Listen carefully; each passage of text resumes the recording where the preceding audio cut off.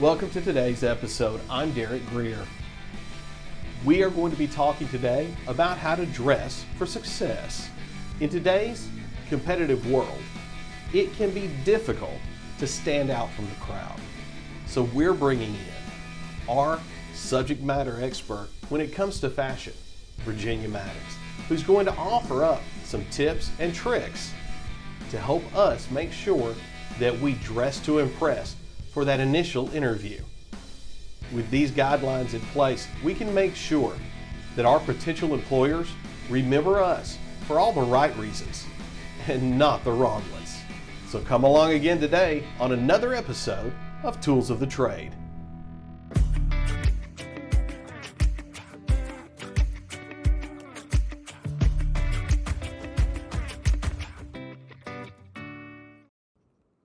I knew exactly where to find Virginia at one of the local boutiques here in beautiful downtown Decatur, Alabama, picking up a few items for her personal collection and getting ready to record. After her purchases, we headed back over to the studio so that we could sit down and finalize a few things as we got ready to turn the microphones on to discuss how to make a good first impression and ensure that we dress for success. As the old saying goes, you never get a second chance to make a first impression.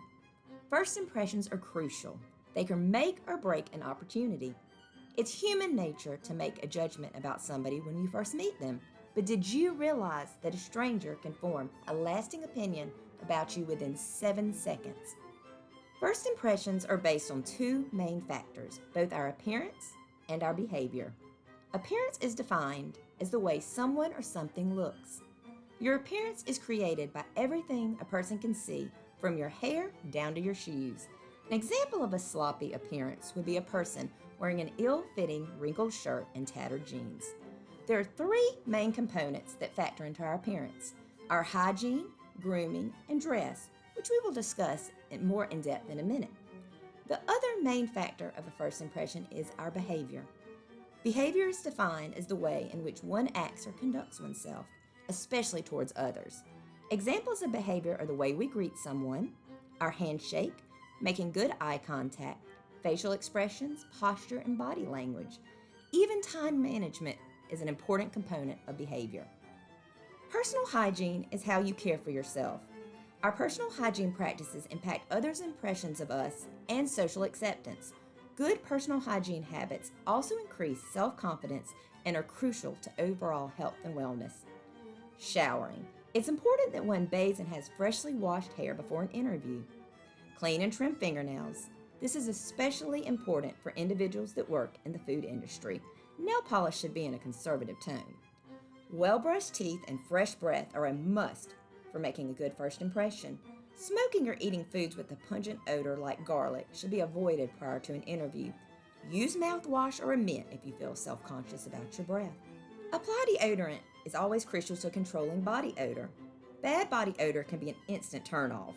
Antiperspirant can help if you tend to sweat when you get nervous and can help prevent wet stains on your shirt. Also remember, minimal perfume or cologne. Avoid over-applying any fragrance, as some people are very sensitive to smells. Grooming is the process of making yourself look neat and tidy. It's the things you do that make your appearance pleasant and attractive to others. Important elements of grooming include a well-groomed hairstyle. Hair should be nicely trimmed for men and in a neat, conservative style for women. A nice ponytail is completely acceptable. And remember to use hairspray to tame a wild mane. Makeup should be natural. A minimal look with neutral tones is always best. Clothes should be clean and pressed without tears, wrinkles, and stains. And a fresh shave or a neatly trimmed beard or facial hair is a must for men. And wear minimal jewelry. Avoid dangling bracelets and large earrings that can be distracting during interviews. It's also important to remove all body piercings beyond earrings and cover tattoos with long sleeves or a collar if possible, especially during an interview. Unless you're applying for a job at a tattoo parlor, then by all means show off that body art. It's important that we dress the part, not just during the interview process, but even after we get the job. Maintaining a good appearance shows you are serious about your job and fitting into the company culture. Do some research on the employer to determine what the dress code is and how to best fit in before going on an interview. Some ways you can do this is visiting the business or company website and observing the attire the employees are wearing. You can also check out a company's Facebook, Instagram, and Twitter account to see what employees wear daily. And a good rule of thumb for interviews is to consider the dress of current employees and kick it up a notch for that interview. When choosing an outfit, think professional and conservative. Avoid tight revealing outfits or short skirts. A button-down blouse with dress slacks or khakis or a moderate-length skirt is always a good choice. Wear conservative colors. A collared button-down shirt and a pair of khakis are a good choice for most informal work settings, while a suit or a blazer and tie is a must for more formal work environments and meetings. What not to wear is just as important as choosing what to wear. During the interview process, it's crucial that you put your best foot forward. This is not the time to go comfortable casual. That means no jeans, t-shirts, or shorts. No athletic wear, tennis shoes, and certainly no baseball caps. You should also avoid wearing clothing with slogans or messages.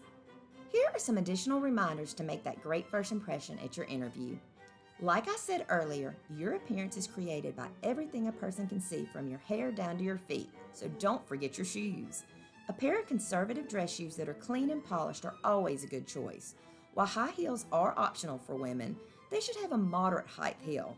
Tripping over your 6-inch stilettos would certainly make for a memorable first impression, but perhaps not the one you're going for. And absolutely no flip-flops, sandals, or athletic shoes in the office. Carrying a small briefcase or satchel will be perfect for holding a pen, pads, and a portfolio with extra copies of your resume while avoiding a big purse that can be distracting. While this may seem obvious, please remember to spit out any gum or hard candy you may have in your mouth before an interview.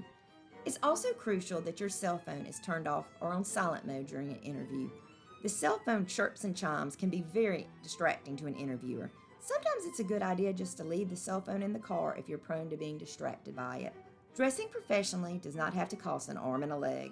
There are many places with affordable options for workwear that won't break the bank. Some good places to hunt for that bargain are big box stores like Target, TJ Maxx, JCPenney's, and Burlington Coat Factory. Also, thrift and consignment stores can hold a treasure trove of high-end clothing at bargain basement prices. Don't forget the convenience of online retailers like Amazon, Poshmark, Zappos, and Facebook Marketplace. And when getting the most bang for your buck, it's important to look for end-of-season sales and clearance racks at your local department store. Maintaining your wardrobe will also cut down on the cost. Invest in a few well-made staples that won't go out of style, like a tailored blouse, fitted blazer, and a pair of black or khaki slacks, and take care of those items so they can last season after season. And remember to promptly remove stains from clothes, as nothing ruins a perfectly good shirt like an ill-placed splash of coffee. Tide pens can work wonders for this. And just remember, quality over quantity. A few well-made classic pieces are far better than a closet full of cheap fads that will go out of style quickly. And accessories are a great way to change up a basic look. Adding jewelry, a scarf, belt, or a jacket can change the entire look of an outfit. Dressing for success is now easier for all people. Adaptive clothing lines are designed for individuals with disabilities that can help them feel stylish and independent.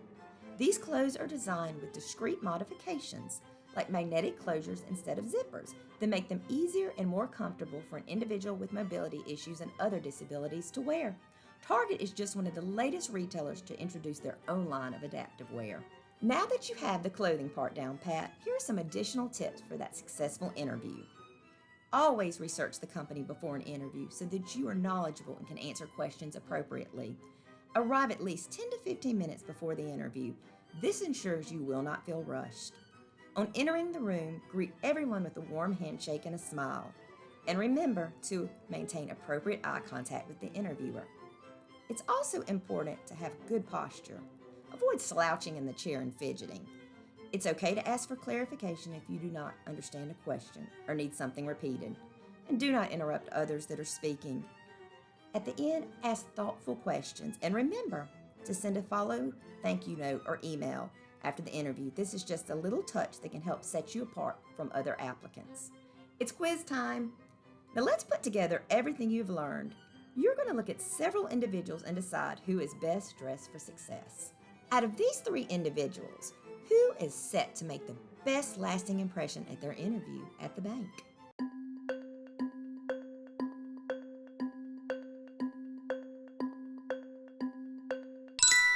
obvious choice is the gentleman in the tailored gray suit.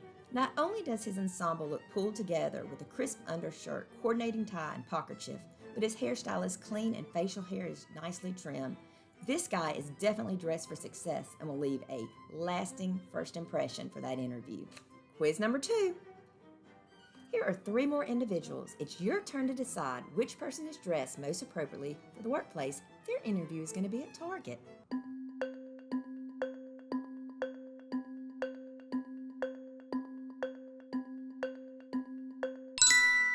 If you chose the young lady in the blue cardigan, you would be correct. Her look is pulled together and stylish and would be very appropriate for a retail setting. As author J.K. Rowling said, a good first impression can work wonders.